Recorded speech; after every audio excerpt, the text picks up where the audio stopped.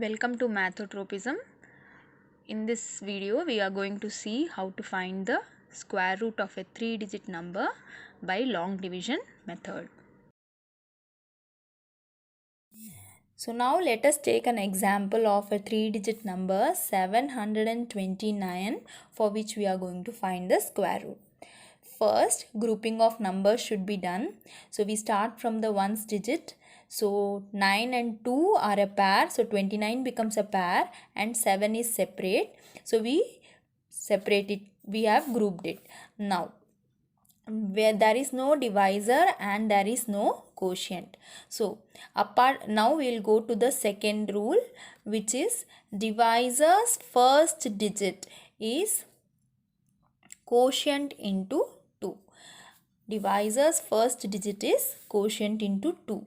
There is no quotient over here, so it comes to 0 into 2 is equal to 0. So the divisor's first digit is 0.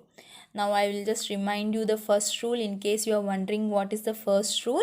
It is divisor into the new number in the quotient should be lesser than or equal to the number considered. So first we are going to consider the first pair, which is just the 7 alone, right?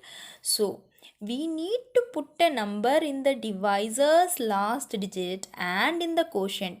Remember that divisor's last digit should be equal to the new digit in the quotient. So it means whatever number I am going to put in the divisor should be the same as the quotient digit, and both of them, that means the divisor when added with the quotient, new number in the quotient should give me less than the number considered. The divisor, whatever I am introducing last digit, and the quotient, whatever I am putting, both are same, and both divisor and quotient multiplied should be less than 7. So since both numbers should be same in this case, 1 into 1 is 1, 2 into 2 is 4. So 3 into 3 is going to be 9. So which means for me it should be lesser than or equal to the number considered 7. So I will go with the biggest number which is lesser than 7. In this case it is 2. So I'll put in the divisor 2 as well as in the quotient 2. So 2 into 2 comes to 4. Now when I am subtracting, I get a divisor remainder of 3. Next, I bring down the 29. Again the same formulas should be used. What is the first rule? First rule is we are going to see the number considered. So here the new number considered is what? 329. Now the second rule is divisor's first digit is quotient into 2. So now what is the quotient here? The quotient here is 2. So it means 2 into 2, which means it is equal to 4. So the divisor's first digit has now come to 4.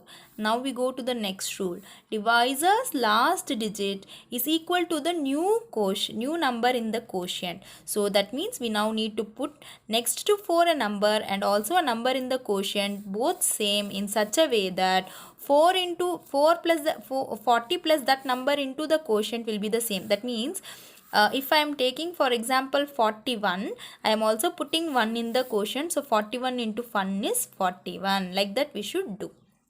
Here when we see, for that again we need take the number considered. It is 329. So take the first two digits of 329, 32, and we know the divisor's first digit is 4.